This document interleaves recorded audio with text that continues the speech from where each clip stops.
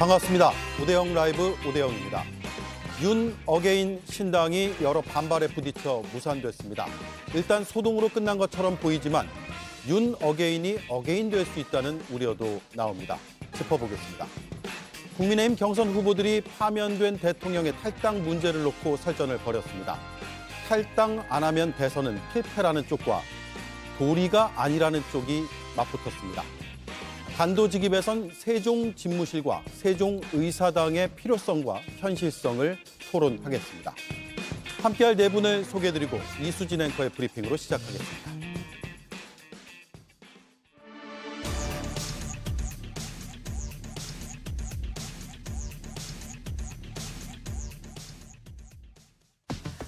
윤석열 전 대통령의 변호인들이 윤석열 신당, 윤 어게인을 창당하려다 보류했습니다. 창당의 이유는 윤석열의 가치를 계승하겠다는 건데요. 그럼 윤석열의 가치는 뭐냐? 힌트는 여기에 있는 것 같습니다. 기자들에게 오픈 카톡방 주소를 돌렸는데 이 카톡방의 입장 코드 번호가 1203, 즉 계엄을 선포한 날이었습니다. 이 밖에도 여러 가지 논란이 불거지자 이들은 윤 전 대통령이 만류했다며 기자회견을 취소하고 창당도 보류했습니다. 국민의힘 내부에선 분통이 터진다며 강한 비판이 나왔습니다. 이재명 대표에게 윤석열 전 대통령께서 전생에 무슨 신세를 졌길래 이 정권을 통째로 갖다 바치는 것도 모자라가지고 신당까지 만들어서 조기 대선 정국에서 이 보수의 분열을 획책한다? 어제 밤새 제가 잠을 설쳤어요. 국민의힘 선거관리 책임자도 난처한 기색이 역력합니다. 어제 윤석열 신당 해프닝도 있었는데 국민의힘 대선에 좋지 않은 신호라는 얘기도 있고. 논의는 하지 않았지만 일단 보류된 걸로 알고 있습니다. 그게 국민들 눈높이나 시각에 맞지 않는 거니까 보류된 걸로 서로 알고 있습니다. 이 4시간짜리 창당 시도에는 어떤 맥락이 있었던 걸까요? 변호인단은 최소 3차례에 걸쳐서 직접 윤 전 대통령을 만났고 창당에 대해서도 오랜 시간 대화를 나눴다고 했습니다. 이에 윤 전 대통령은 청년들이 자발적으로 참여를 하면 아버지처럼 함께하겠다고 말했다고 합니다. 이런 맥락 때문인지 일각에선 신당 창당이 단순한 해프닝이 아니라라는 해석이 나오고 있습니다. 국민의힘의 선절 움직임에 대한 윤 전 대통령의 경고라는 겁니다. 이걸 어떻게 봐야 할까요? 예, 윤석열 전 대통령의 변호인단을 중심으로 윤 어게인 신당 창당 움직임이 있었습니다. 어제 오후 늦게 공지가 됐거든요. 오늘 기자회견을 한다고. 그런데 한 4시간여 만에 일정이 취소됐다라고 다시 공지가 왔습니다. 그 이유로 첫 번째는 윤 전 대통령이 지금은 힘을 합쳐야 할 때라고 말을 했다는 점과 또 국민의힘의 압박이 빗발쳤다라는 점까지 공지를 했습니다. 그래서 해프닝으로 끝난 것이냐 아니냐 이 점이 지금 제일 궁금할 것 같아요. 어떻습니까? 저는 제가 보기에 국민의힘이 윤석열 전 대통령의 장난감으로 전락한 것이 아닌가라는 생각이 들고요. 임기 내내 2년 반 동안 윤석열 대통령이 잘못 갈 때 이렇게 가면 안 된다라는 말조차 하지 못했잖아요. 그러니까 정치적 경호부대로서의 역할만 해왔단 말입니다. 그리고 특히 김건희 여사 건이 이채 양명주라고 하는 건과 다 버무려져 가지고 이 불거질 때마다 정치적으로 방탄 역할만 해왔거든요. 이게요, 지금 윤석열 대통령이 만류해가지고 마치 보류된 것처럼 이야기하지만 실제로는 전 거짓 메시지일 거라고 봅니다. 윤석열 대통령이 이걸 만류했을 리가 없습니다. 그렇기 때문에 이 지점에서는 국민의힘 스스로가 빠르게 이걸 계기로 해서 오히려 손절할 수 있는 타이밍임에도 불구하고 또다시 윤석열 전 대통령이 계속해서 이런 방식으로 국민의힘에게 압박을 가할 것을 우려한 나머지 계속 붙들려 가고 있는 거거든요. 예. 그러니까 이런 상태로 계속 간다면 이번 대선 해보나 마나일 것이고요. 이런 일이 벌어질 때마다 민주당에서 계속 경고를 해줬잖아요. 이렇게 하면 안 된다, 저렇게 하면 안 된다. 근데 그거를 꼭 청개구리처럼 민주당이 그런 얘기를 비판을 하면 마치 무슨 꿍꿍이가 있는 것처럼 생각해서 완전히 정반대로 갔잖아요. 그게 망하는 길이라는 걸 이제라도 좀 깨닫고 이번 기회에 아예 손절을 하는 것이, 그리고 국민들 앞에 눈앞에 무릎 꿇고 사과하는 것이 아주 좋은 타이밍이 될 거다라고 보는데, 이 타이밍도 전 놓치게 될 거라고 봅니다. 예, 오히려 관계 정리의 기회가 될 수도 있다라는 의견이시고요. 어떻습니까? 지적을 굉장히 뼈아프게 받아들입니다. 그리고 국민의힘이 조금 더 일찍 윤 전 대통령의 잘못과는 과감하게 분리되고 단절하는 길을 택했어야 된다고 저는 그렇게 생각합니다. 그리고 말씀하신 것처럼 아마 그런 계기는 굉장히 빠른 속도로 올 겁니다. 지금 국민의힘이 이제 대선 후보 경선 중인데, 경선 과정에서도 안철수 의원 같은 분들 공개적으로 윤 전 대통령 탈당해야 된다고 얘기를 하고 있고, 오늘 한동훈 전 대표도 굉장히 분명하게 본인의 육성으로 이야기를 하지 않았습니까? 예. 이제 윤 전 대통령은 과거로 놓아드리고 국민의힘은 미래로 가야 된다라고 얘기를 하고 있습니다. 그런 주자들의 목소리가 공개적으로 나오기 때문에 앞으로 자연스럽게 윤 전 대통령과는 분리할 수밖에 없고, 또 현실적으로 윤 전 대통령의 정치적인 힘이라고 하는 것도 4월 4일 탄핵소추 선고 당일에 이미 그 거리에서 과거에 탄핵 반대를 외치던 분들이 예상과는 달리 격렬한 집회 시도가 없지 않았습니까? 그런 결과에 비춰봤을 때 빠른 속도로 희미해지고 있다, 저는 그렇게 평가합니다. 예, 선거로 다가갈수록 관계 정리는 더 필요하고 또 될 것이다, 이런 입장이시고요. 일단 보류로 끝났지만 국민의힘이 오늘 굉장히 혼란스러운 모습이었다고 합니다. 일단 해프닝이라고 규정은 했는데요. 당 지도부의 입장을 들어보겠습니다. 네, 현실로 진행되기는 좀 어렵기 때문에 어제 해프닝으로 그쳤고, 뭐 그렇게 정도 봐주시면 될 것 같습니다. 예, 어제 국민의힘 경선의 첫 시작이었잖아요. 그런데 그런 시간에 딱 저 오후 4시쯤에 윤 어게인 신당 기자회견이 발표가 되면서 오전 11시부터 국민의힘 미디어데이에 대한 관심도가 높다가 갑자기 시선이 바뀌었어요, 다른 쪽으로. 당 입장에서는 굉장히 불쾌했다라는 의견들도 있고, 이렇게 할 수가 있느냐, 이런 반발도 있었다고 하는데 실제로 어땠습니까? 사실은 국민의힘의 지금 8명의 경선 주자 중에 윤 전 대통령과의 거리가 어느 정도인지를 떠나서 모든 주자들이 다 저것은 환영하지 않을 만한 일입니다. 예. 그리고 이른바 신당 창당이라고 하는 것이 대단히 자연스럽지 못하지 않습니까? 헌법재판소는 8명 헌법재판관 전원 일치된 의견으로 윤 대통령에 대한 탄핵을 결정했고, 그 결정문에 보면은 민주주의 원리와 조화되기 어렵다라고 하는 표현이 분명하게 등장합니다. 그러면은 만약에 윤 전 대통령을 내세우는 분들께서 어떤 신당을 창당하게 된다면, 우리가 태양을 중심으로 해서 태양계라고 표현하지 않습니까? 헌법을 중심으로 놓고 봤을 때 그 신당이라고 하는 것은 아마 헌법 개의 바깥에 위치하게 될 겁니다. 그런 정당을 만든다고 하는 것이 과연 국민들께 얼마나 호응을 줄 수 있을 것이며, 그리고 그런 신당 창당 시도가 국민의힘과 전혀 무관함에도 불구하고 국민의힘과 조금이나마 겹쳐 보인다면 그것은 당에 아무런 도움이 되지 않을 것이죠. 제가 봤을 때는 지금 당내에서 아마 널리 그 윤 전 대통령 측의 신당 창당 시도에 대해서는 부정적인 시각이 우세할 것이다, 그렇게 보고 있습니다. 예, 윤재욱 국민의힘 대선준비위원장은 국민 눈높이나 시각에 맞지 않다, 보류된 것으로 알고 있다, 이런 입장을 앞서 들으셨고요. 박수민 원내대변인 들으신 대로 현실로 진행되기는 어렵다, 해프닝이다라고 이해한다는 입장을 밝혔습니다. 이재명 전 대표를 도와주는 것 아니냐, 김성태 전 의원은 그런 분석을 아침 라디오 인터뷰에서 했던데, 민주당은 표면적으로는 창당해서는 안 된다, 위헌정당이다라고 얘기하는데 속내는 어떻습니까? 당 분위기는요? 글쎄요, 지금 시키지도 않았는데 저렇게까지 우리 선거운동을 도와주나? 이렇게 생각하시는 분들이 아마 많을 겁니다. 예. 그런 점에서 되게 의아해할 수밖에 없고요.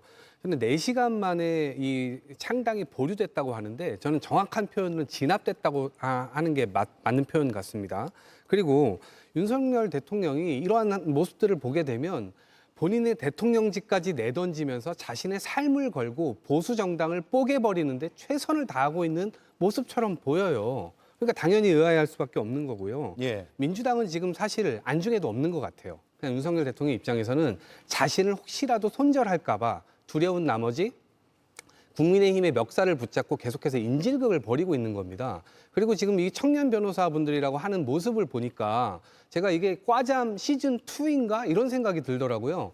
지난번에 왜 이 관저에서 대통령이 떠날 때 과잠바 입은 대학생들이 한 9명 정도가 양옆으로 도열해서 서 있었잖아요. 근데 그게 다 기획된 거였잖아요. 대통령들의 이 청년들의 지지가 대통령이 여전히 있다 이러한 모습을 보여주려고 했었던 것 같은데 오히려 이러한 모습들이 또 기획된 거 아니야? 이런 아버지가 있나? 이런 생각이 들 정도로 저는 너무나 좀 실소가 좀 나올 정도였고요. 오히려 이 재판이 진행되는 동안 이 파면에 이르는 그런 아주 무능한 변호인들인데 여기서 뭘 더 하겠다고 하는 것 자체가 사실은 윤석열 대통령에게도 도움이 안 되고 국민의힘에도 도움이 안 될 텐데 지금 자기 객관화 자체가 완전히 결여되어 있는 것 아닌가 이런 생각이 듭니다. 일주일 전 바로 이 시간에 윤석열 전 대통령이 관저에서 사저로 이동을 했습니다.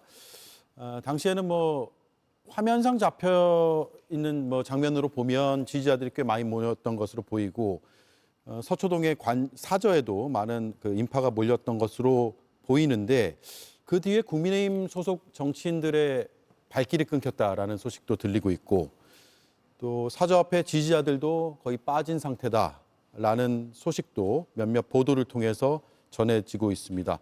어떤 언론인은 또 자신의 취재 내용을 바탕으로 해서 좀 배신감을 느끼는 게 아닌가라는 그런 토로를 했다라는 의견도 제시를 했고요. 근데 이제 신당 창당이 해프닝으로 끝날 것이냐 우리가 지금 이 내용을 토론하고 있는데 그렇지 않아 보인다는 의견도 꽤 있어요.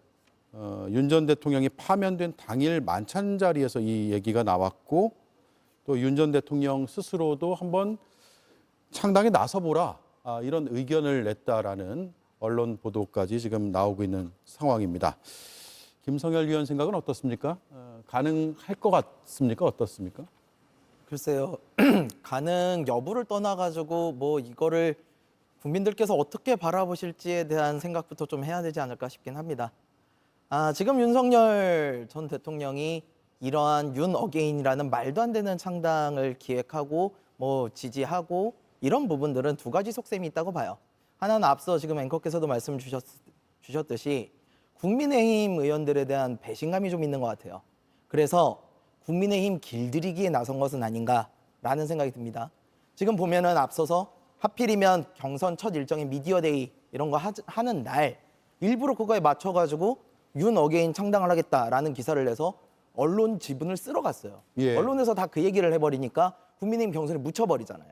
그러니까 그런 부분들만 봐도 너네 국민의힘 앞으로 경선에서 만약에 나 윤석열을 탈당시키거나 멀리하거나 이런 얘기가 나올 경우에 나 너네들한테 쓸 카드가 있어 라고 해서 국민의힘 길들이기에 나선 것이 첫 번째 이유로 보이고요. 예. 두 번째는 국민들에 대한 간보기도 좀 있는 것 같아요. 내가 앞으로 사저 정치를 넘어서 광장에 직접 나가서 내가 정치를 할 테니 그거에 대해서 국민들이 과연 어떻게 반응을 할까 하고 살짝 이렇게 간보기 형식으로 흘린 것은 아닌가 그렇게 보이는데요. 사실 반응이 좋지는 않았다고 보여요. 그러니까 저는 이것이 해프닝으로 끝날 가능성은 좀 높아 보입니다만 그에 앞서가지고 이렇게 뻔뻔하게 움직이는 이런 모습들 너무 파렴치하고 진짜 염치가 없어 보인다라는 생각이 듭니다. 예, 가능성도 별로 없어 보이고 국민 공감도 얻지 못할 것이다. 네. 이런 말씀이네요. 어제 단체 채팅방 참여 코드가 1203이었단 말이에요. 한가선 의원님. 네. 그러니까 사실 비밀번호라는 것은 상징적인 걸 쓰잖아요. 그런데 윤석열이 지금까지 저질렀던 많은 중대 범죄 혐의들 중에 그 정점에 있는 내란, 그런 비상계엄의 날짜를 비밀번호로 썼다라는 것 자체가 이 윤 어게인을 만든 사람들은 이 친위 쿠데타를 적극적으로 옹호하고 있다라는 것을 보여주는 장면이라고 생각을 하고요.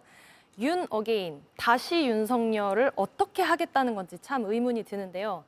윤석열이라는 사람을 정치판에 다시 복귀시키겠다라는 건지, 그런데 형사처벌을 받을 확률이 매우 높기 때문에 사실 피선거권을 가진 정치인으로서 다시 활동을 하는 것은 뭐 불가능에 가깝다고 봅니다. 그렇다면 이제 상징적으로 부활시키려는 것인지, 궁금한데요. 사실 윤석열이 가진 상징은 이미 사회적으로 폐기된 거나 다름없다고 생각을 합니다. 그러니까 사회적으로 폐기된 쓰레기를 다시 소생시켜서 재활용하겠다라는 건지 정말 의문입니다. 제 표현이 다소 과격했다면 양해를 부탁드립니다. 그런데 노상원 수첩에 분명히 정치인과 언론인 등에 대한 수거, 예. 처리 방안이 써 있기 때문에 이분들이 익숙하신 표현으로 돌려드리는 거고요. 내란 속의 윤석열이 다시 복귀해야 할 곳은 구치소입니다. 윤 어게인 이런 구호를 사용하시는데 그 사이사이에 back to jail, 감옥으로라는 구호도 함께 외치시는 걸 추천드립니다. 예.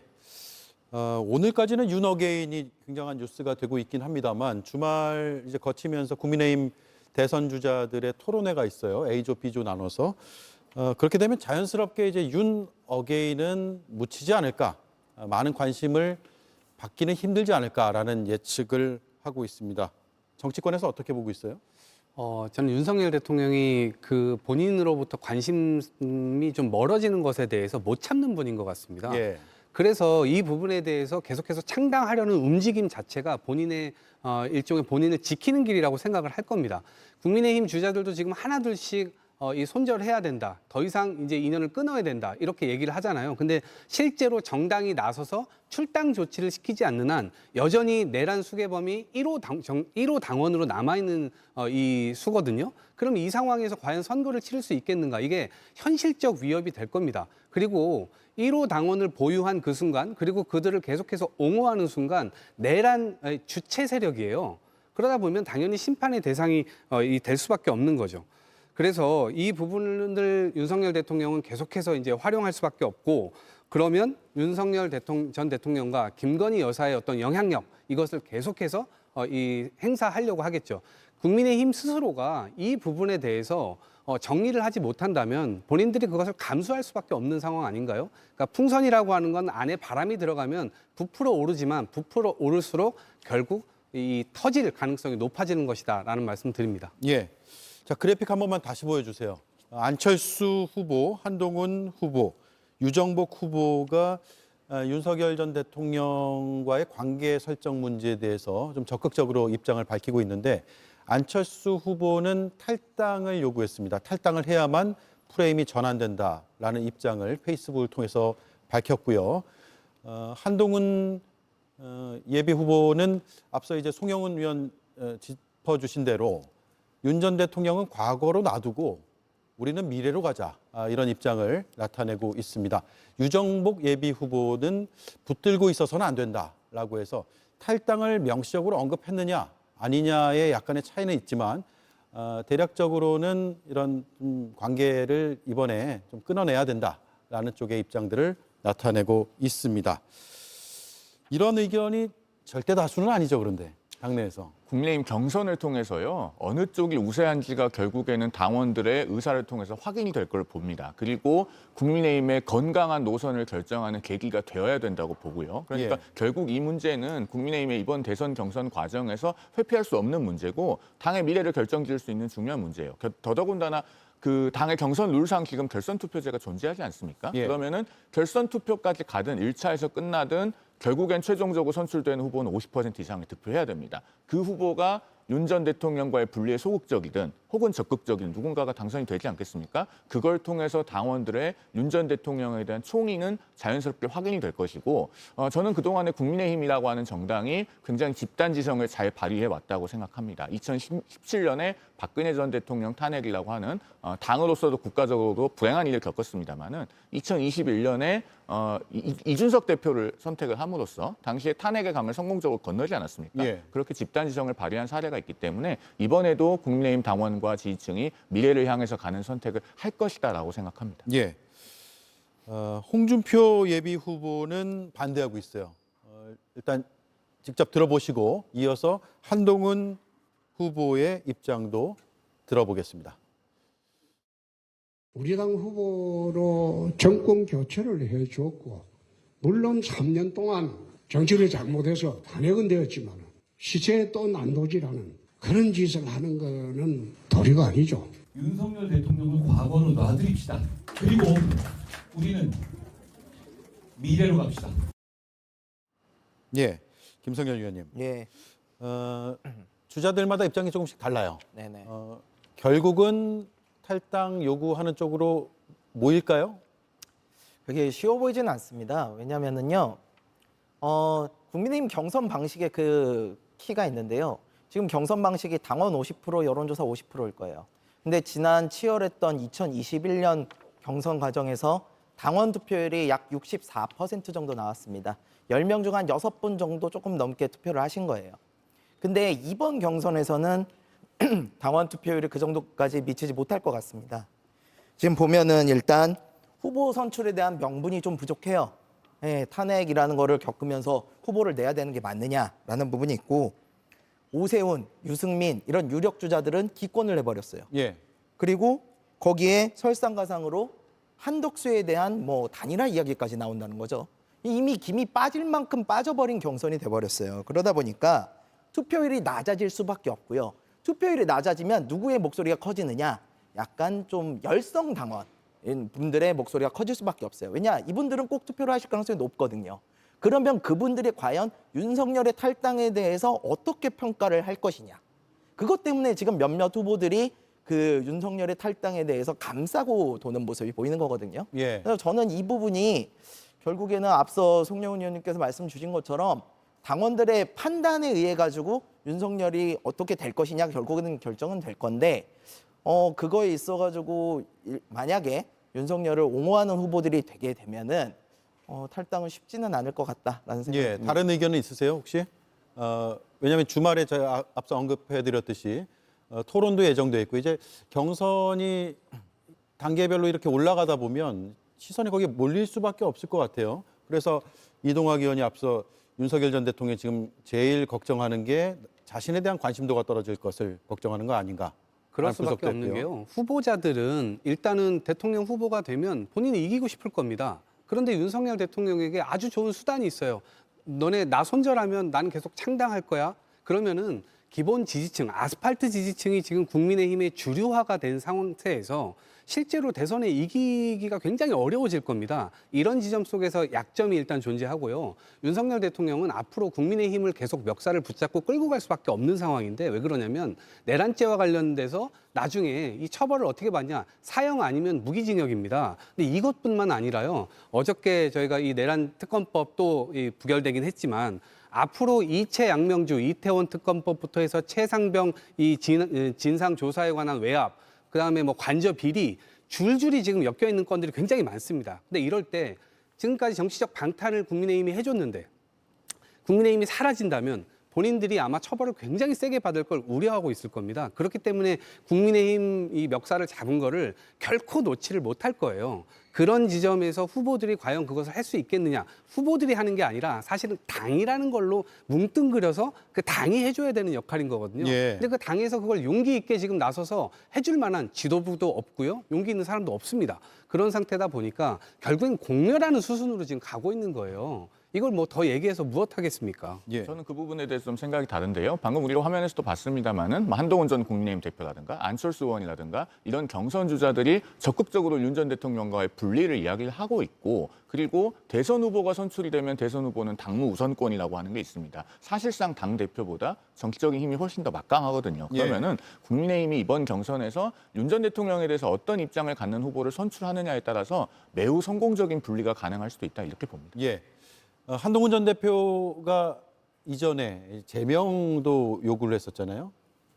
그 입장은 그대로 유효하다고 봐야 될까요? 조금 다른 부분이 있는데요. 이제 한동훈 전 대표가 윤 전 대통령에 대한 그 윤리위 조사 회부를 했던 것이 작년 12월 12일입니다. 그때는 윤 전 대통령에 대한 탄핵 소추가 이루어지기 전이었고 대통령으로서의 모든 권한을 그대로 보유하고 행사하고 있었던 상황이죠. 그렇기 때문에 우리가 집권 여당으로서의 지위를 포기하더라도 분리하겠다라는 어떤 의지의 차원에서 윤리위 조사 회부를 하고 또 출당을 요구하고 이런 것을 할 수가 있었습니다. 예. 그런데 지금은 이제 더 이상 대통령도 아니고 일개 평당원에 불과합니다. 우리 정치에서 과거에 어떤 사례가 있었냐면요. 노무현 정부에서 국정원장을 했던 김만복이라는 분이 있습니다. 이 김만복 전 국정원장이 2015년 8월에 그냥 조용히 팩스를 내서 새누리당에 입당을 해요. 그리고 새누리당에서 평당원으로 있다가 2016년 총선에 갑자기 공천 신청을 합니다. 예. 그런데 당에서 이분 입당했는 줄 아무도 몰랐거든요. 그러니까 당원이라고 하는 것은 분명히 원론적으로는 매우 소중한 분들입니다만 정치적인 존재가 평당원으로 남아있을 때는 그것은 정치적으로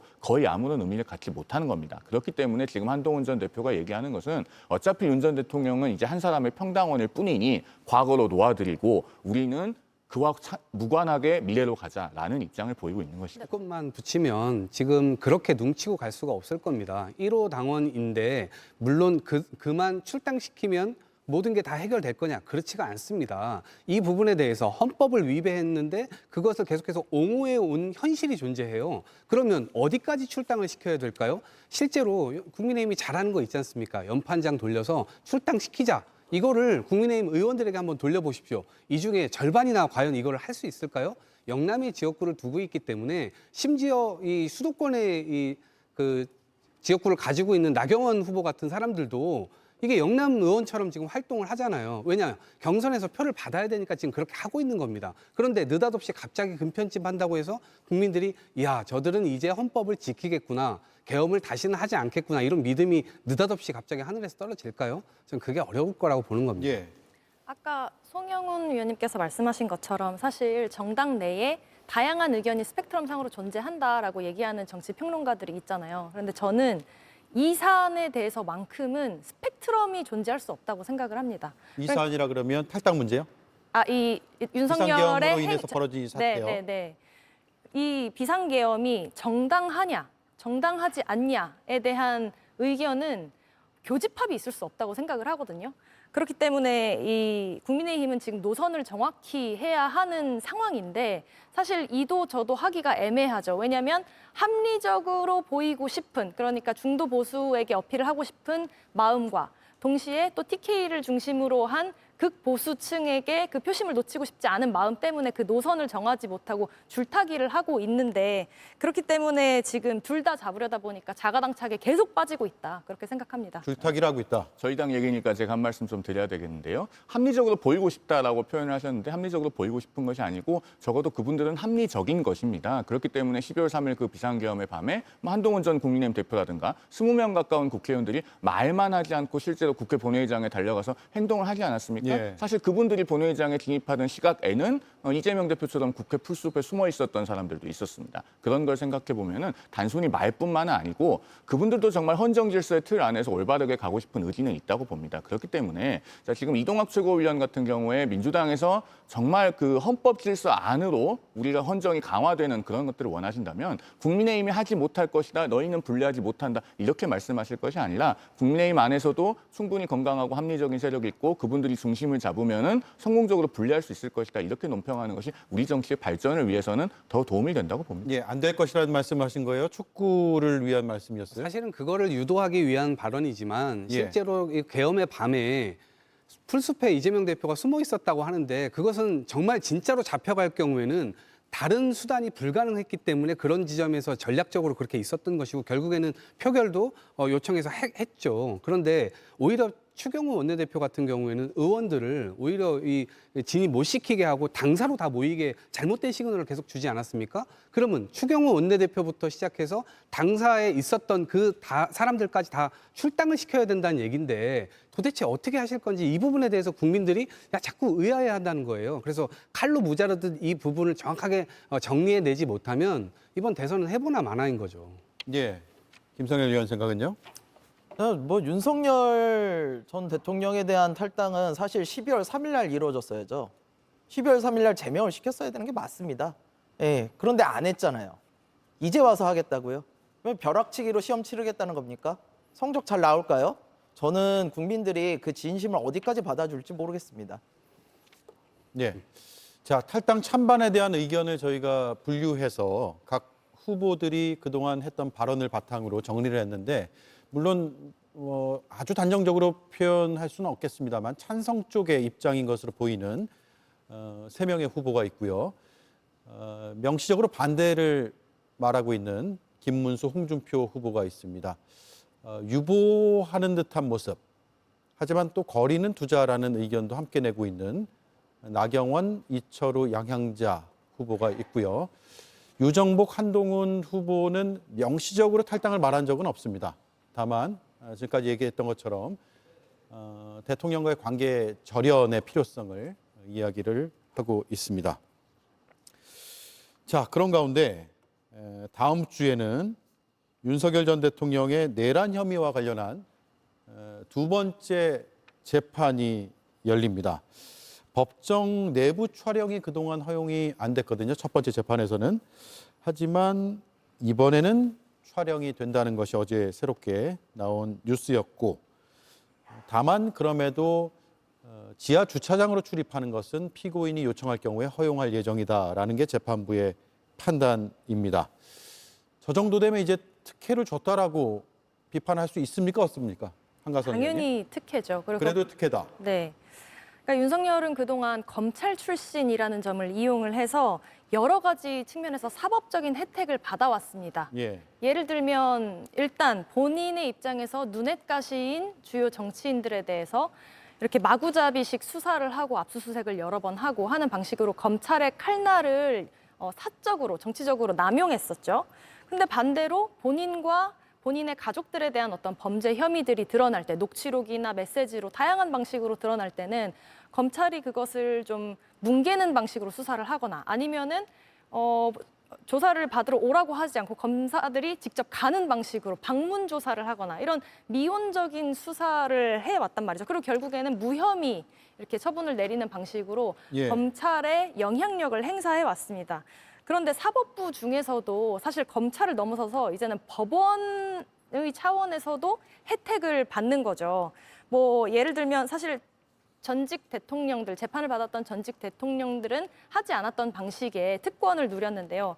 뭐 양복을 입거나 이제 헤어스타일을 세팅하고 나서 헌법재판소에 재판을 받는다든지 뭐 그런 방식을 누려왔죠. 그리고 전직 대통령들이 뭐 경호원이 없어서 두 발로 법원에 들어간 게 아니지 않습니까? 근데 정말 이 윤석열이라는 사람을 보면 이 사람은 특권을 누릴 때도 정말 가오를 잡는 방식으로 특권을 받고 싶구나 이런 생각이 들어요. 그러니까 중대범죄 피의자이고 명확히 재판을 받고 있는 피고인임에도 불구하고 피고인임을 보여주는 상징성 이런 것들을 다 제거하고 싶은 것 같습니다. 그렇기 때문에 이런 포토라인에 서지 않고 두 발로 걸어 들어가지 않고 지하 주차장을 이용해서 들어가겠다라는 거잖아요.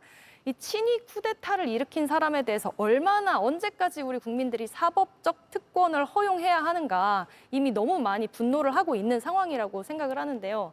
사실 뭐 탄핵이 인용되기 전까지는 그래 뭐 직무가 정지됐지만 그래도 아직은 대통령 신분이니까 참고 인내할 수 있죠. 그런데 이제는 윤석열은 민간인입니다. 그렇기 때문에 일반 국민들이 이 사법적 절차를 받을 때에 거치는 어떤 과정에서 조금도 다름이 없어야 된다고 생각합니다. 예, 알겠습니다. 조금 전 보도가 하나 나와서 전해드리고 또 사실관계 확인도 해보고 의견도 잠깐 구해볼게요. 오세훈 서울시장과 한동훈 후보가 오늘 오전 10시에 서울시청 시장 집무실에서 단독으로 만났다라는 것이고 여기서 단독이란 건 양자가 만났다는 뜻이고요. 박정아 국민의힘 의원과 김병민 서울시 정무부시장이 배석을 했다. 사실인가요? 제가 뭐 따로 사실관계를 확인을 해보지는 못했습니다만은 그 보도가 나온 건 봤고 그 보도에 대해서 어떤 정정보도 요청이라든가 이런 건 지금 없는 걸로 알고 있습니다. 예. 그렇다면은 사실이 맞는 걸로 보이고 인상적인 것은 그럼 오전 10시에 만났으면 사실 그 언론사 카메라를 대동해서 굉장히 떠들썩하게 만날 수 있지 않았겠습니까? 그런데 그리고 앞서 만났던 뭐 홍준표 시장, 김문수 전 장관, 또 나경원 의원 이런 분들 모두 다 사진이 보도가 됐습니다. 네. 그럼에도 불구하고 조용히 만났다고 하는 것은 뭐 한동훈 전 대표 측으로서는 오세훈 시장과 만나는 것을 국민들에게 보여주기 식으로 정치적으로 활용하기보다는 조금 더 그래도 내가 진정성을 갖고 만나겠다라고 하는 그런 마음의 표현이 아닐까 하고 이해가 되는 측면이 있습니다. 예. 사흘 전에 홍준표 후보가 만찬을 함께했고요. 오세훈 시장과 다음 날 오전 조찬을 김문수 후보가 함께했고요. 그리고 한 11시 좀 넘어서 티타임을 나경원 후보하고 했고 안철수 후보와는 오찬을 했고 삼시세끼를 다 후보들하고 했고요. 그리고 유정복 후보와는 또 오후에 만났고 그런 일정이 이틀 전까지 쭉 있었고 그리고는 없었습니다. 그리고 오늘 오전에 한동훈 대표를 만났다라는 소식이 지금 보도가 나가고 있어서 저희도 전해드리는데 오세훈 시장을 왜 다들 만나려고 할까요, 후보들이?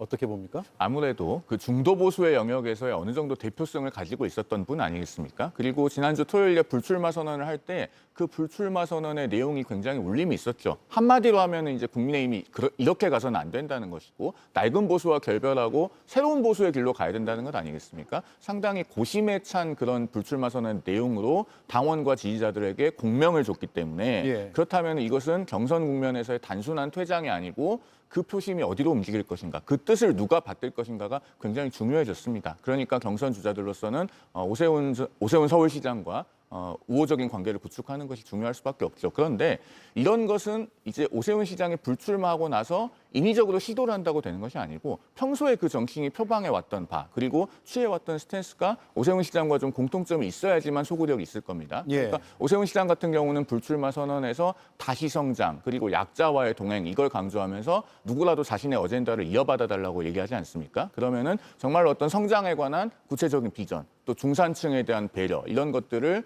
선거에서 이야기를 하고 있는지 그리고 뭐 약자와의 동행이라는 것과 일맥상통하는 그런 정책들을 구체적으로 내놓고 있는지가 중요할 겁니다. 말로만 얘기를 하고 사실 그동안의 탄핵이라든가 계엄이라든가 혹은 우리 사회의 전반적인 정책에 있어서는 거리가 먼 스탠스를 유지해 왔다고 하면은 오세훈 시장과 사진 한 장 찍고 밥 한 번 먹는 것이 뭐가 그렇게 중요하겠습니까? 예. 자, 다시 얘기를 돌아가 보죠. 본론으로.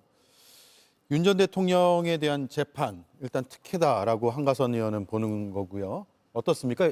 그 지하 주차장으로 출입하는 게 보안상의 문제라든가 아니면 경호의 문제도 있을 것 같기도 하고요. 글쎄요, 이제는 그런 핑계 좀 그만 됐으면 좋겠어요. 이제는 뭐 전직 대통령으로서 예우 이런 것들도 이제 아예 없잖아요. 그러면 국민의 눈높이에서 평등하게 본인이 얘기했지 않습니까? 왜 본인만 자유를 누립니까? 이런 것에 대해서는 모든 것들이 대부분 다 안 좋은 쪽으로 국민들의 감정에 작용이 되고 있기 때문에 본인 스스로도 그렇게 안 해야 될 텐데 이 기본적으로 특권에 쩔어 있다 보니까 이런 부분들이 계속 드러나는 것이 아닌가 싶고 그리고 판사의 문제도 제기하지 않을 수가 없는데 판사가 결정한 것은 전 받아들일 수밖에 없다라고 봅니다. 그렇지만 비판과 비난은 언제든지 할 수 있다 보는데 처음부터 이 체포 당했을 때도 체포 적부심에서 체포 적부심 이 시간 자체를 원래 빼야 되는데 그걸 넣어가지고 같이 계산을 했고요. 또 나를 시간으로 또 계산을 해가지고 굉장히 유리하게 해줬잖아요. 예. 그러니까 70년간 그러한 사태가 없었는데 지금 그렇게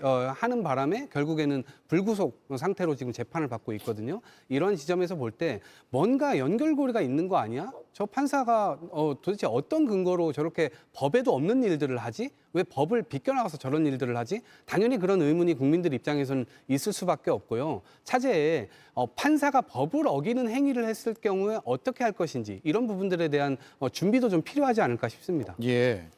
지기현 판사가 구속 취소 결정을 했고 그 뒤에 즉시 항고를 검찰이 포기하면서 이게 증폭이 됐는데 그 연장선상에서 촬영을 불허하거나 지하로 들어가게 해준다든가 이런 것들에 대한 의구심이 제기된다 이 말씀인데 다른 의견도 있을 것 같은데 어떻습니까? 지하주차장 출입 문제는요, 법원으로서는 그 고충이 이해가 되는 지점이 있습니다. 앞서 이제 전직 대통령에 대한 예우가 모두 박탈됐다고 표현을 하셨는데 경호는 아직 법률에 따라서 유지가 되고 있거든요. 예. 그러니까 지금 어떤 유죄 확정 판결이 있는 상황이 아니기 때문에 전직 대통령으로서의 경호는 받고 있는 경호가 상황이고 10년에서 5년으로 줄긴 했습니다만 그렇습니다. 유지는 되는 거죠. 유지되고 있기 때문에 그렇다면은 경호의 필요성이 있어서 별도의 출입로를 요청한다라고 하면은 법원으로서는 그것을 거부할 근거도 마땅치 않습니다. 물론 제 개인적으로는 윤석열 전 대통령이 통상의 피고인들이나 통상의 민원인들과 마찬가지로 법원 청사 출입구를 통해서 출입하는 것이 바람직하다고 생각합니다. 그러나 본인이 그렇게 하지 않고 법원에 요청을 하면은 법원으로서는 거부할 근거는 마땅치 않았을 것이다. 그리고 하나 더 말씀드리자면 이거 국민의힘에서 나온 출연자로부터 듣기 어려운 이야기일 수도 있겠습니다만은 저는 탄핵 심판이 내려진 것에 대해서 우리 사회가 어느 정도의 자긍심을 가져도 좋다고 생각하는데요. 그 이유가 뭐냐면은 가장 헌법 바깥에 있는 일을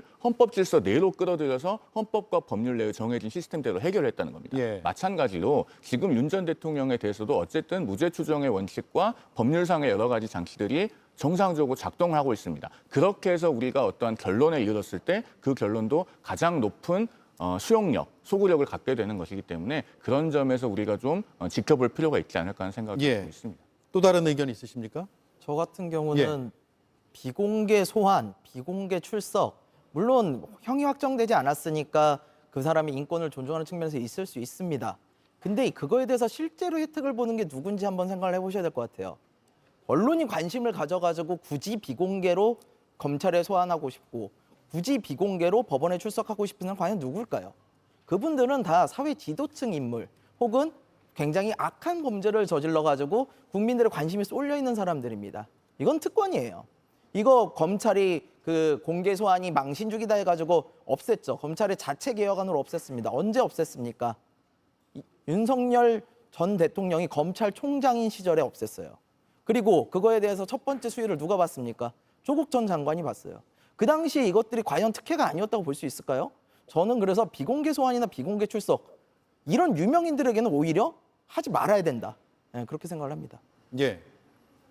비공개뿐만 아니고, 그러니까 사실 아까 헌법 질서 내에서 다 이렇게 적법하게 이루어지는 거라고 말씀을 하셨는데, 물론 그렇죠. 뭐 이제 지하 주차장으로 들어가더라도 그게 뭐 법적으로 무리가 되는 건 아니니까 우리가 그거에 대해서 이야기를 하는 건 아니고요. 사실 그러니까 기존에 하던 관례에서 크게 벗어날 정도로 특권을 누리냐 아니냐의 문제인 것 같아요. 기존의 전직 대통령들도 사실 경호를 받을 수 있지만 그래도 걸어 들어갔고 포토라인에 섰고 그랬던 부분이 있고요.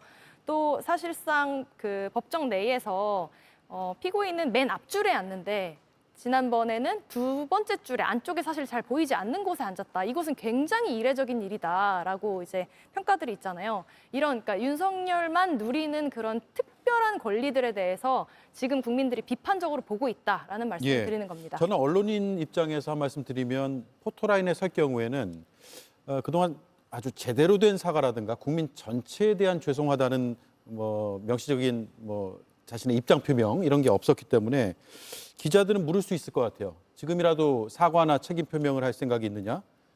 그에 대한 기회가 사라졌다는 점에서 좀 아쉬운 부분은 언론인 입장에서는 있는 것 같습니다. 자, 마지막으로 박정훈 전 대령 측에서 윤 전 대통령 증인 신청을 또 했거든요.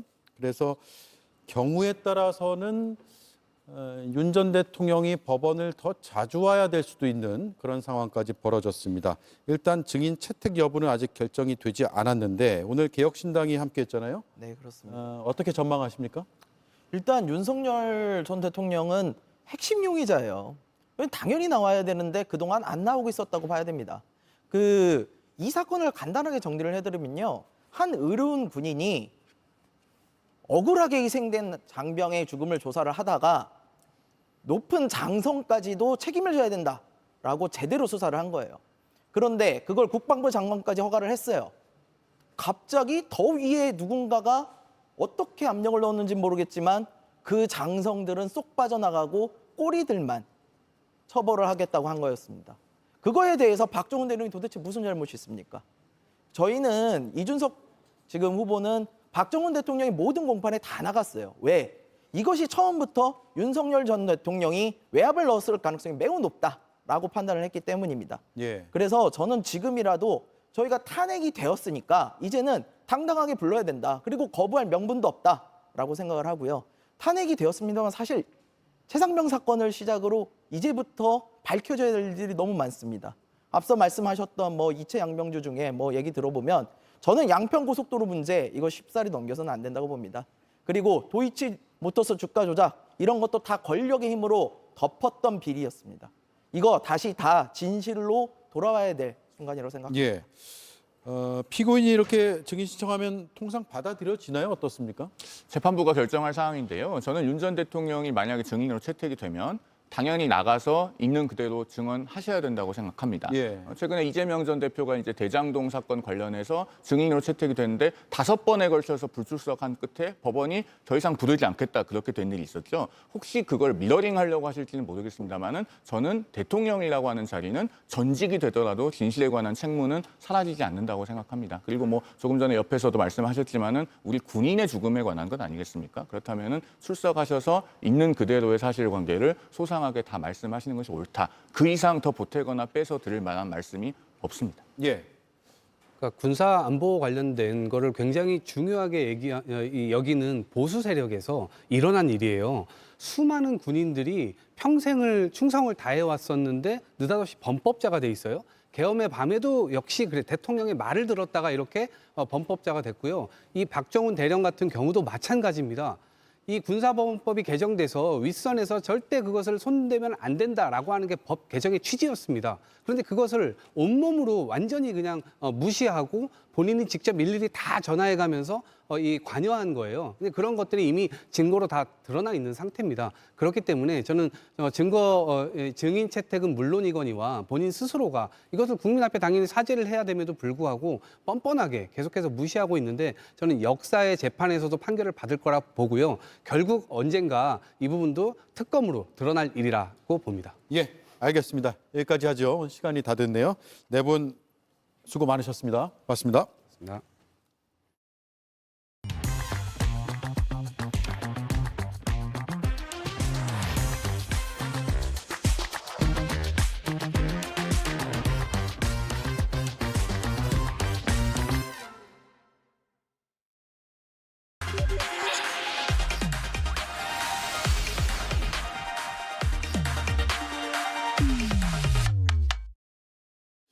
네, 오대영 라이브의 간판 코너 단도직입을 시작하겠습니다. 간판 정치 고수 두 분 나와 계십니다. 어서 오십시오. 예, 제가 소개를 깜빡했네요.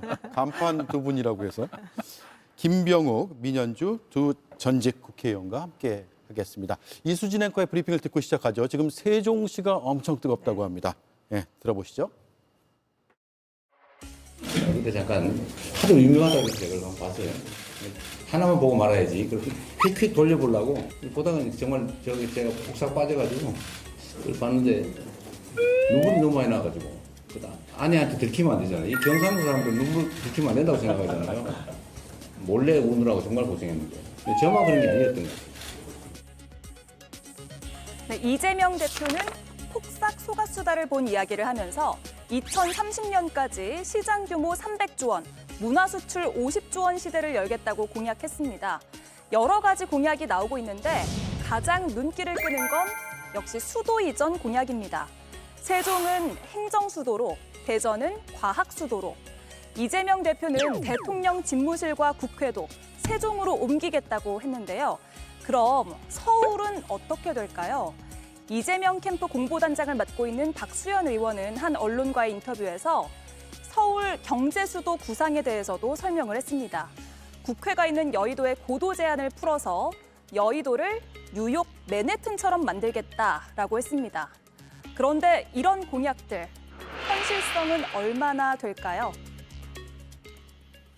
예, 서울은 경제수도, 세종은 행정수도, 또 충청, 대전은 과학수도 이런 구상이고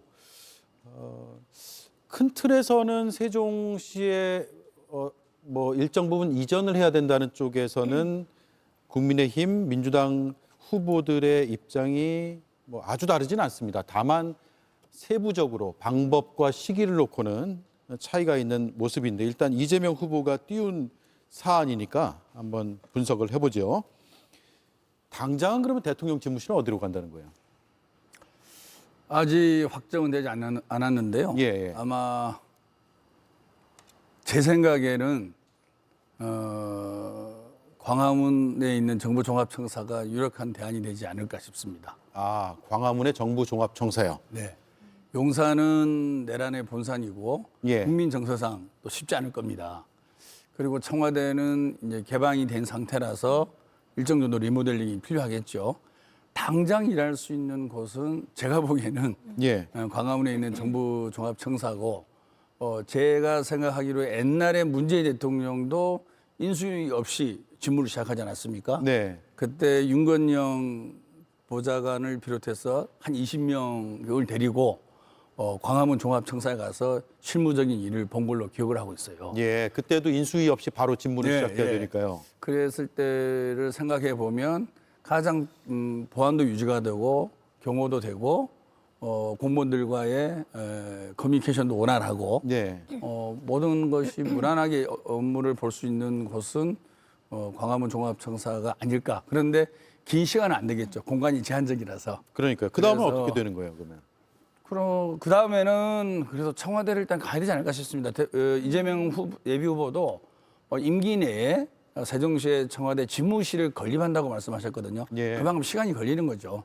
그리고 청와대가 간다고 하면은 수도 이전으로 해석될 수가 있는 거고, 이전에 또 헌법재판소의 위헌 판결도 있고 여러 가지 사회적 합의가 필요하리라고 봅니다. 예. 그래서 그런 과정이 필요하기 때문에 이건 순전히 제 생각입니다. 예. 광화문 종합청사에 조금 업무를 보시다가 리모델링 뒤에 청와대로 청와대를 간다. 개조를 해서 예. 들어가는 것이 가장 합리적이고 일의 효율도 높고 국민들도 정서적으로도 이 법감정이 중요하거든요. 국민들도 가장 바람직한 방법이라고 생각하지 않을까라고 예. 생각하고 있습니다. 그러면 청와대에서 집무를 보는 것과 세종 집무실은 뭐예요? 그 완전 이전이 아니라 세종에 갔을 경우에 집무를 보는 별도의 집무실인가요? 그렇죠. 그러니까 서울에서도 보고 세종에서도 본다는 거죠. 예. 예. 일단 청와대로 다시 들어가는 문제는 국민의힘 후보 중에서도 홍준표 그쵸, 후보는 청와대로 다시 들어가야 된다. 네. 상징성이 있다 이런 입장인데 어떻습니까? 현실성이 있어 보입니까? 저는 이 문제의 핵심은 혼란을 최소화해야 된다고 생각을 해요. 예. 그러니까 아시겠지만 청와대에서 용산 대통령 직무실을 마련하고 또 사적 마련할 때 굉장히 큰 혼란이 있었고요. 국민적으로도 갈등들이 있었어요. 예산을 지출한 것뿐만 아니라 국민 갈등, 혼란, 업무의 지연 이런 문제들이 있어서 꼭 가야 하냐 이런 문제들이 있었지만 사실 청와대가 뭐 소통을 막는다 이런 또 뭐 국민적인 비판이 있었기 때문에 그걸 진행을 했어요. 근데 이게 대통령실이 잘못돼서 내란 사태가 일어나고 윤석열 전 대통령의 이 탄핵 사태가 일어난 거는 아니기 때문에 예. 누가 대통령이 되든 저는 혼란을 최소화하는 방법이 돼야 된다고 보고 말씀하신 대로 이게 뭐 정부 종합청사를 일단 쓰던 어쨌든 간에 그건 임시적인 방편이고요. 청와대로 들어갔을 때 사실은 우려되는 부분은 이미 국민들에게 공개가 됐습니다. 네. 뭐 내부 구조가 다 공개가 됐죠. 네. 국내, 해외 다 공개가 된 상황이고 내부 구조도 말씀하신 대로 다 공개가 된 상황에서 이거를 그냥 들어갈 수는 없지 않을까. 보안의 문제, 여러 가지 안보 문제도 있기 때문에 그런 걸 고려했을 때 용산 대통령실이 혼란을 최소화할지 청와대가 혼란을 최소화할지는 좀 지금부터 좀 진지하게 고민해봐야겠다는 저는 생각이 민현주 들고요. 의원 생각은 어떠세요? 어느 쪽이 더 효율적이고 더 보안에 저는 유리할까요? 윤석열 전 대통령의 그 부분만 지운다면 예. 이 연속성을 이어가는 게 낫지 않나라는 용산이요? 생각, 네, 용산 예. 생각이 들고요. 그리고 이재명 대표가 이재명 대표가 얘기한 세종시로 옮기는 문제는 임기 내라고 얘기를 했잖아요. 그러니까 결국에는 본인 임기 동안 본인이 대통령 되면 본인 임기 동안은 안 하겠다라는 저는 뜻으로 읽혀요. 그리고 말씀하신 대로 개헌의 문제도 있고 여러 가지 행정수도 이전이냐 뭐 이런 문제도 있기 때문에 내가 대통령이 되면 나는 그대로 5년은 하고 그 다음 대통령이 결정할 일이다라고 좀 미루는 것 같고요. 그래서 어쨌든 모든 측면에서 혼란을 최소화하는 방법. 단지 윤석열 전 대통령이 그 공간에 있었다는 이유로 용산을 무조건 배제할 필요는 없다라고 저는 생각을 합니다. 예. 근데 사실 용산이 옮길 때도 말이 참 많았지 않습니까? 일단은 국방부하고 합참하고 대통령실이 한 곳에 같이 있는 거예요. 만일 북한이 군사적으로 공격을 한다고 했을 때 상당히 위험에 노출됩니다. 그리고 바로 주한미군하고 경계가 있습니다. 주한미군하고 붙어 있거든요. 그러니까 우리 정보를 주한미군이 가져가지 말라는 법이 없는 거예요. 예. 그에 따른 비용도 많이 들고 또 도감청이 취약하다는 전문가들의 분석도 상당히 많습니다. 그때도 상당히 그런 예, 분석들이 그래서, 나왔었죠. 정말 한 나라의 대통령이 직무를 볼 공간으로서는 부적합하다. 근데 왜 옮겼을까? 그래서 주술 얘기가 나오는 거고 다양한 억측이 나온 거 아니겠습니까?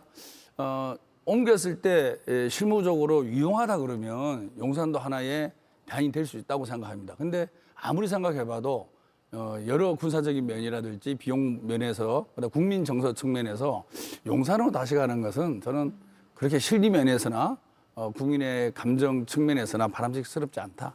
예. 말씀을 좀 드리고 싶습니다. 집무 공간과 그 이제 생활 공간이죠. 관전은 관전. 어떻게 돼야 됩니까? 그러면 청와대로 들어간다는 구상이 실제로 공약으로 나타난다면 청와대 생활도 하는 그러니까 출퇴근하면서 했던 윤석열 정부의 방식은 안 쓰겠다는 거네요. 실질 집무 공간과 관저가 가까이 있는 게 좋겠죠. 여러 가지 보안 면에서나 예. 또 경호 면에서나 그리고 업무 시간을 단축시키는 거 아니겠습니까? 업무 시간을 확보하는 거죠. 네. 모든 면에서 국민들에게 교통이라든지 보안 문제, 경호 문제에 있어서 대통령에 의해서 불편을 끼치드리는 것은 바람직하지 않는 거 아니겠습니까? 예. 집무실과 관저가 가까이 있으면서 국민들로부터는 불편을 끼치지 않는 그런 공간으로 자리매김하는 게 합리적이죠. 예.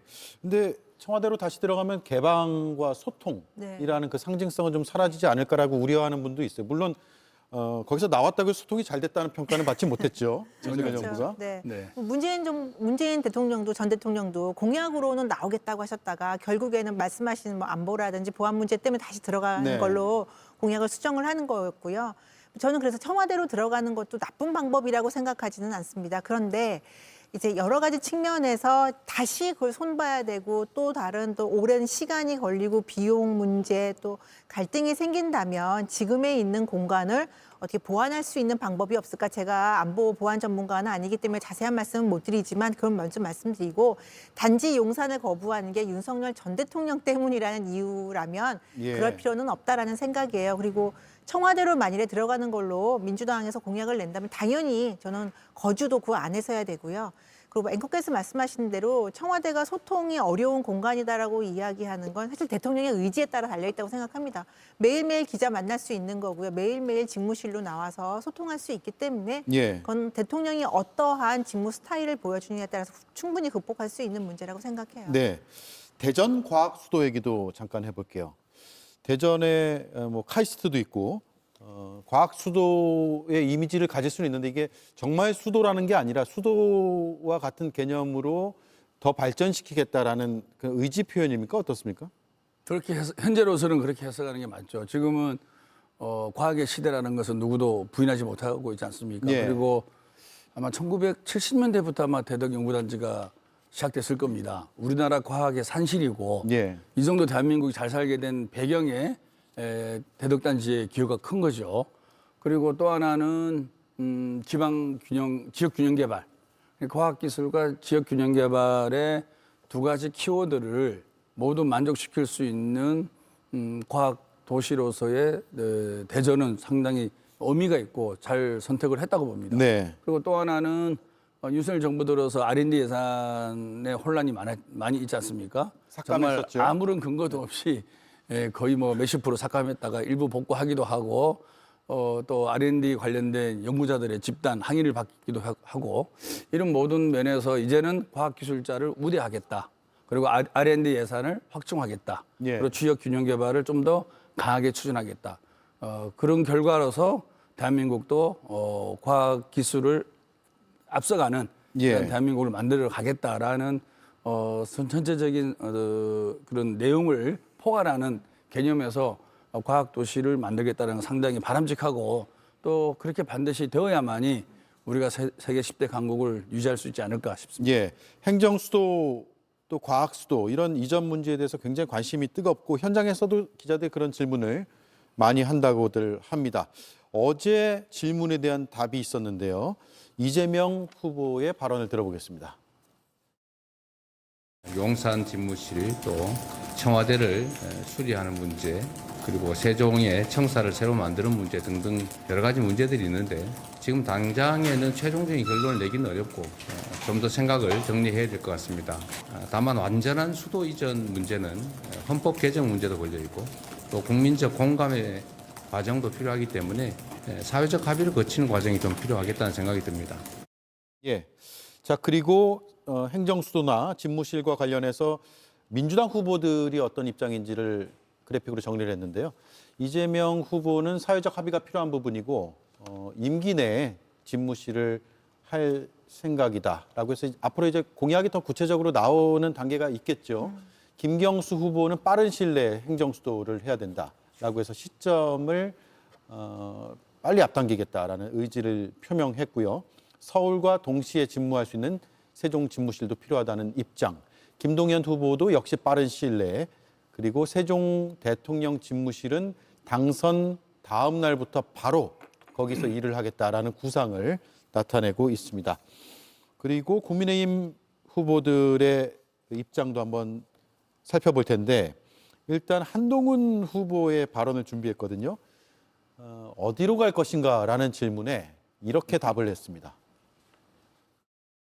6월 4일부터 대통령의 임기가 시작됩니다. 그럼 용산으로 안 들어갈 겁니까? 뭐 호텔에서 일할 거예요? 차차 논의해도 되는 문제라고 저는 생각해요. 예.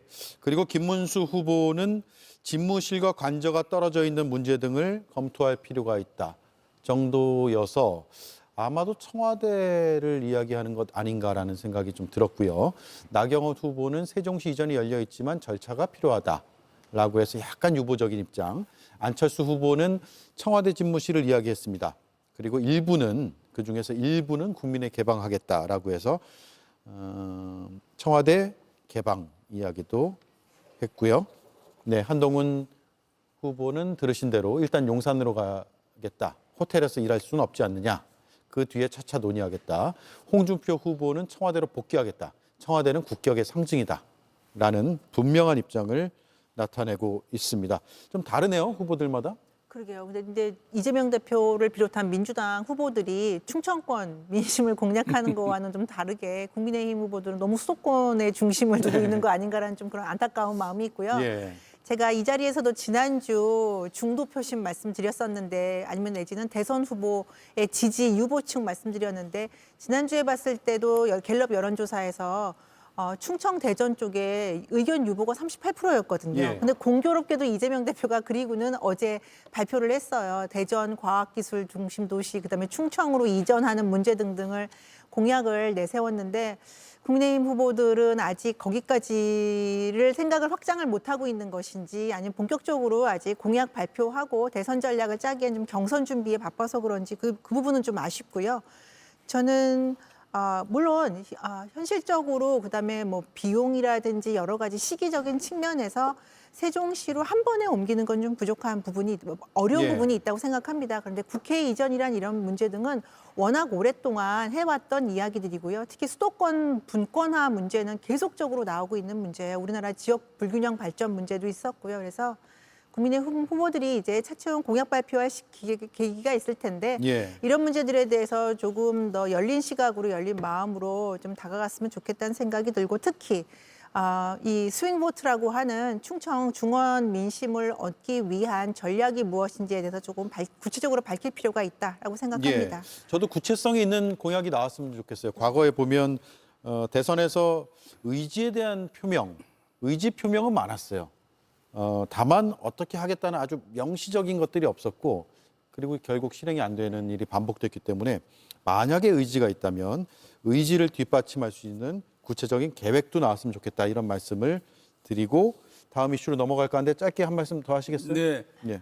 우리 민현주 의원님이 국민의힘 후보들은 이 세종시 이전에 관련돼서 부정적이다 이런 말씀하셨는데요. 그게 민주당과 국민의힘 역사의 차이죠. 저희는 과거 김대중 대통령 때부터 지방자치를 계속 주장을 해왔고 노무현 대통령 때 세종시의 수도 이전을 공약을 한 거 아니겠습니까? 그런데 그 이후에 국민의힘 후보들은 거의 지방분권 지방자치에 거의 관심이 없죠. 솔직히 말씀드려서 주로 수도권 위주의 기존의 개발 공약을 리바이벌하는 수준에서 머물고 있는 거죠.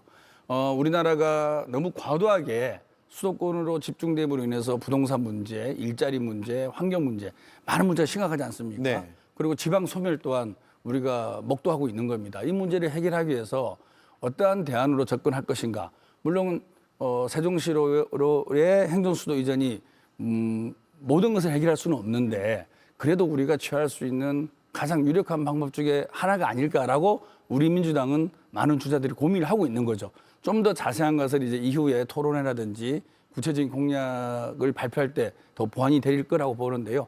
기본적으로 수도권에 집중되어 있는 모든 경제, 인구 이런 부분들을 좀 더 지방에 분산해서 국토 전체의 효율적 이용을 해야 되는 거고 지방 스스로가 자치권과 재정권을 갖고 더 역동적으로 창의적으로 지방 정부를 운영할 수 있게끔 기회를 많이 주자라는 것이 우리 민주당의 그동안의 국정 운영의 원칙이라는 말씀을 드리고 싶습니다.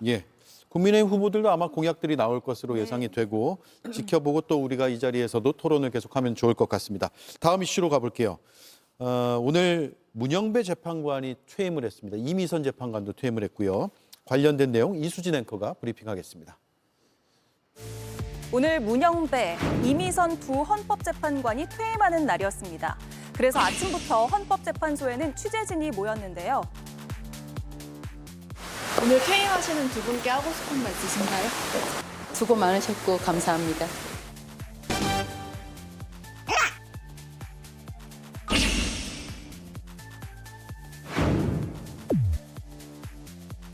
오늘 퇴임하는 두 분께 하고 싶은 말 있으신가요? 예. 그래요. 퇴임식에선 다소 인간적인 모습도 연출이 됐습니다. 문영배 재판관이 퇴임사를 외워서 읊는 와중에 비서실장이 고쳤던 문장에 단어가 떠오르지 않았던 겁니다. 대화와 타협에 의한 정치적 해결이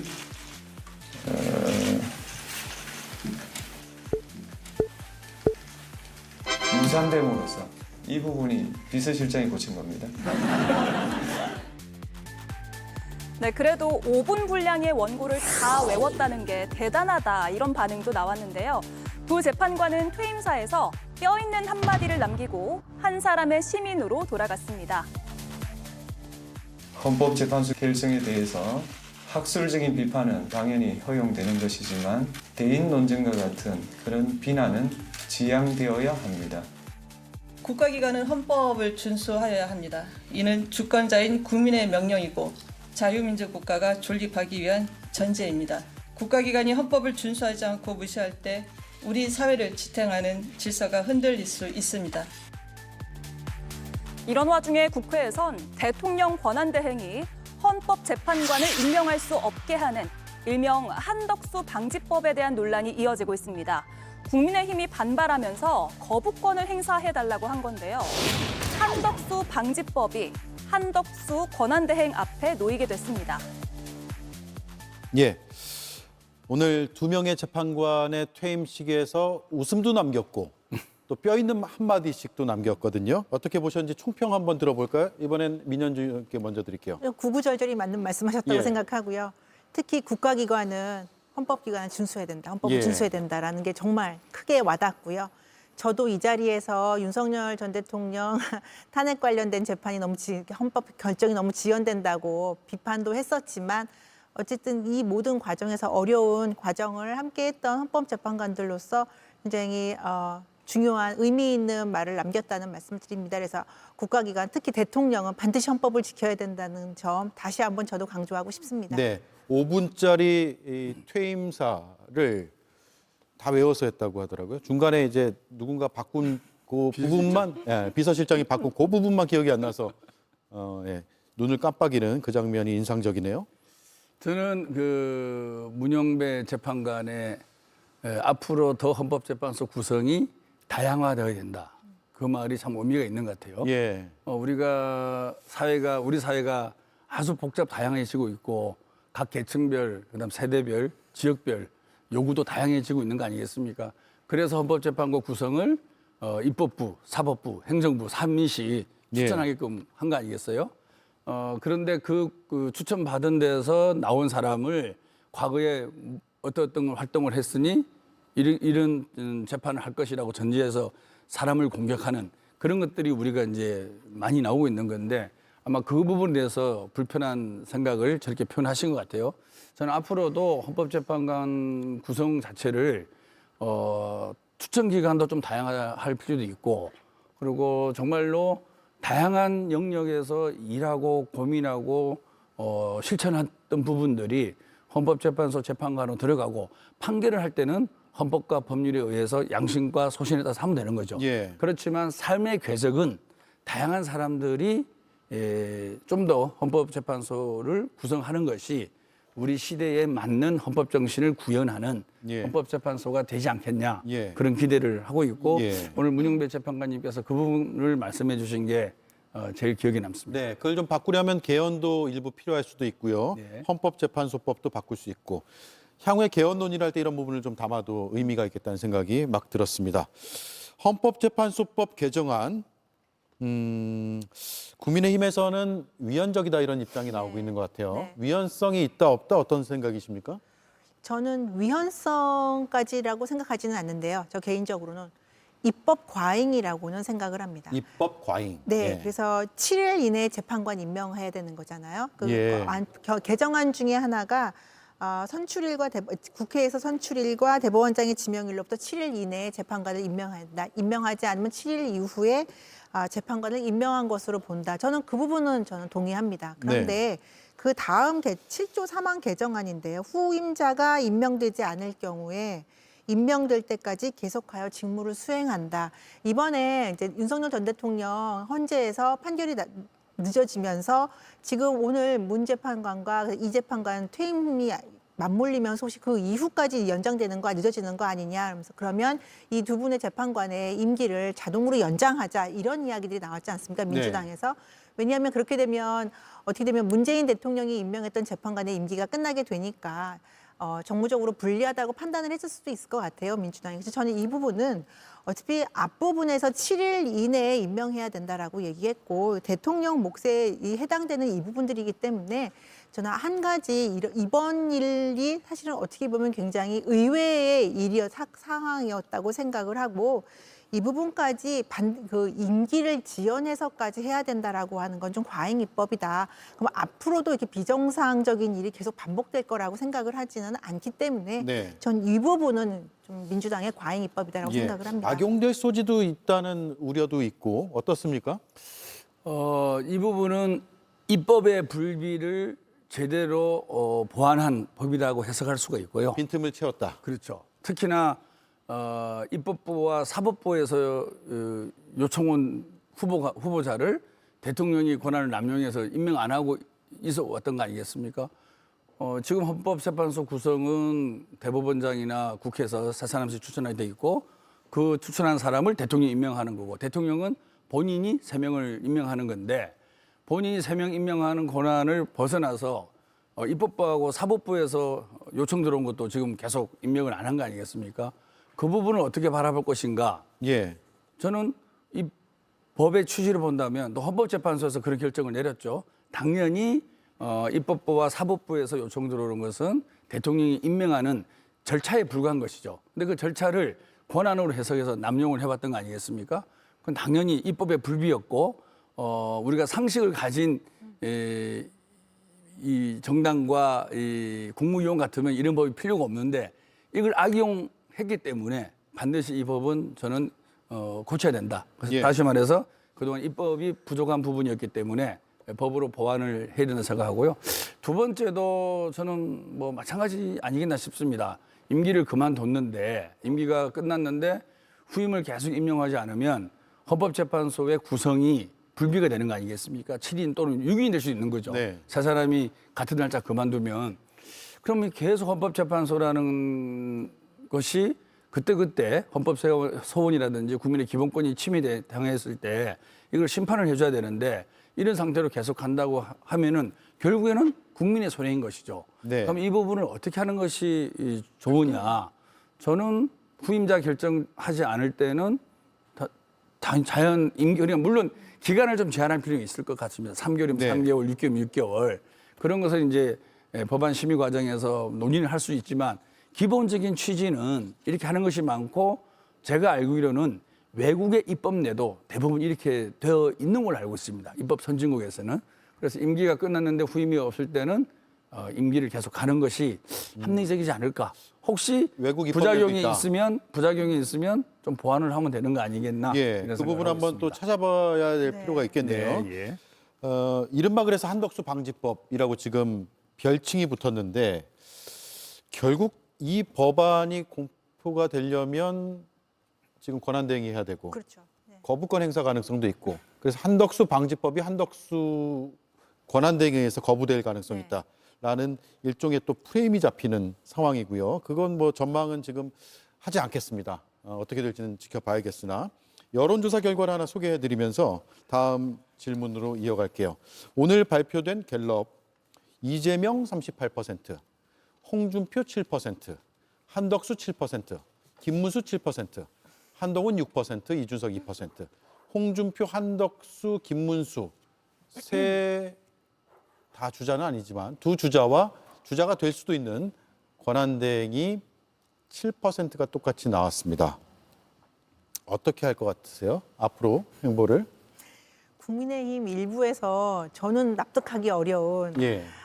이런 선거 전략을 짜는 것 같아요. 한덕수 권한대행을 지금 적극적으로 미는 일부 예. 국민의힘 의원들과 지지층이 있다고 얘기를 하는데요. 그래서 지난주에 같은 갤럽 조사에서 한덕수 권한대행이 2%밖에 안 나왔다가 일주일 만에 5%를 건너뛰었습니다. 네. 껑충 뛰었습니다. 그래서 김문수, 홍준표 후보와 나란히 7%고 뭐 한동훈 후보도 2% 올라서 6%로 나오긴 했는데요. 지금 이제 3강 구도의 4강이냐 이제 이 얘기까지 나오는데 저는 한덕수 권한대행이 출마할 수 있다고도 생각해요. 그냥 네. 권한대행으로서 출마를 못한다고 생각하지는 않습니다. 그런데 전에 자꾸 반기문 전 유엔 사무총장하고 비교가 되는데요. 반기문 사무총장이 출마 의도를 밝혔다가 사실은 금방 접었죠. 그때 여러 가지 정치적인 이슈도 있었고 사실은 후보로서의 그 버거운 행보에 아마 스스로 포기하셨던 걸로 제가 기억을 하는데 네. 그 당시에 반기문 유엔 사무총장이 후보로 출마를 하겠다라고 한 게 가능했던 이유는 사실은 박근혜 전 대통령 탄핵의 국면에 관여된 바가 없습니다. 국정 운영에도 관여한 바가 없었고요.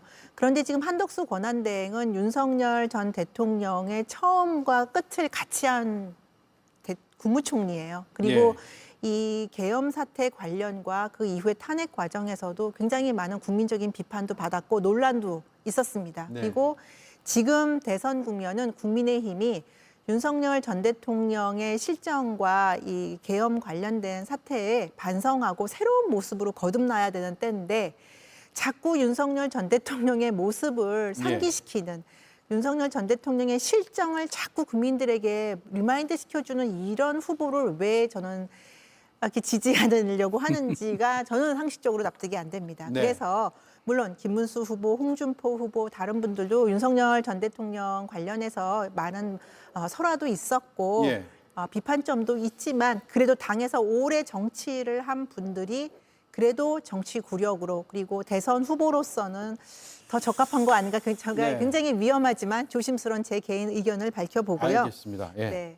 네, 시간이 이제 네. 다 돼가지고 제가 근데 김병욱 의원의 의견은 궁금하고 네. 한 줄 평 촌철살인 부탁드립니다.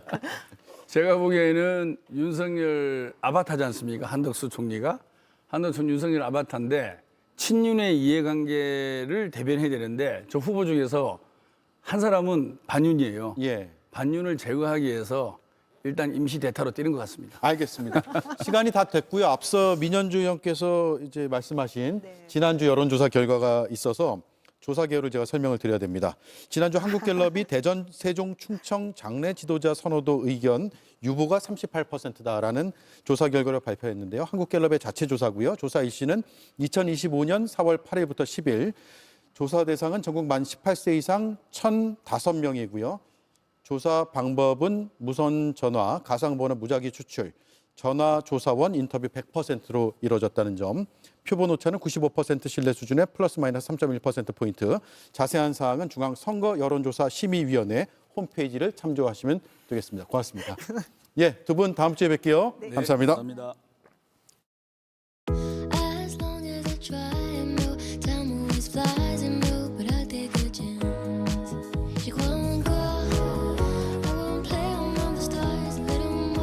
Chance au Splendide, le nouveau parfum, Chanel.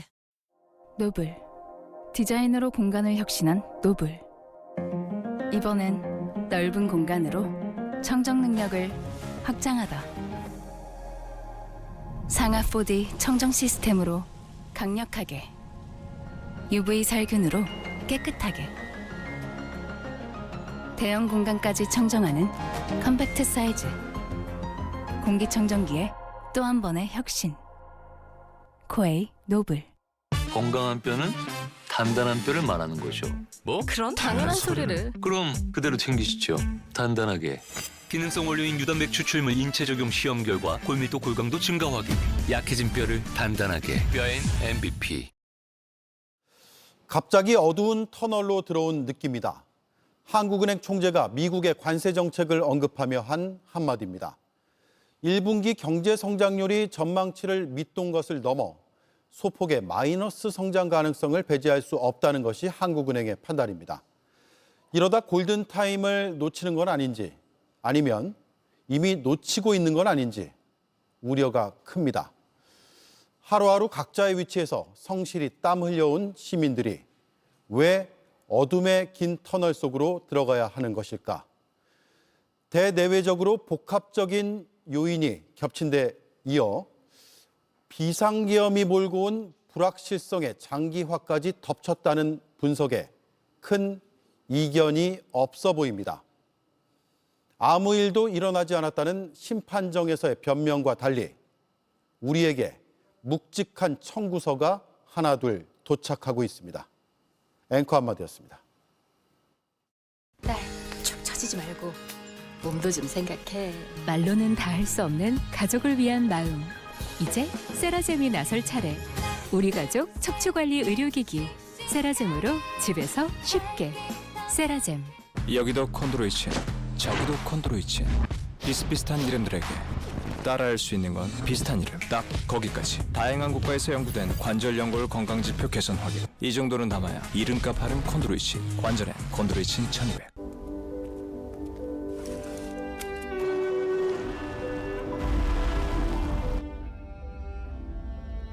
거침없지만 한없이 부드러운